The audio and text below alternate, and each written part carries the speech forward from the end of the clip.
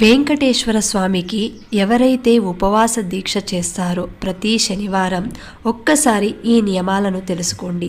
ఎందుకంటే వెంకటేశ్వర స్వామి ఏది కోరినా సరే వరాలిచ్చే వడ్డీ కాసులవాడు. కాబట్టి వ్రతం చేసేవారు శనివారం రోజున తినే ఆహారంలో ఎట్టి పరిస్థితుల్లోనూ నూనె వాడకూడదు. పూర్తిగా నెయ్యితో తయారు చేసిన ఆహార పదార్థాలను మాత్రమే భుజించాలి. మధ్యాహ్నం ఒక్క పూట మాత్రమే భోజనం చేయాలి. రాత్రి ఫలహారం తీసుకోవచ్చు. మద్యం, మాంసం లాంటివి తీసుకోకూడదు. బ్రహ్మచార్యం పాటించాలి. ఎవరైతే ఈ నియమాలను పాటిస్తూ 7 శనివారాల వ్రతాన్ని ఆచరిస్తారో వారి కోరిక తప్పకుండా ఫలిస్తుంది. ఇక ముడుపు ఎలా కట్టాలంటే, వ్రతం మొదలుపెట్టిన మొదటి రోజు ఒక పసుపు వస్త్రంలో 11 రూపాయలు దక్షిణ ముడుపు మూటలా కట్టి శ్రీనివాసుని పటం ముందు ఉంచి ఈ యొక్క సంకల్పం నెరవేరితే తిరుమలకు దర్శనానికి వస్తానని మొక్కుకోండి.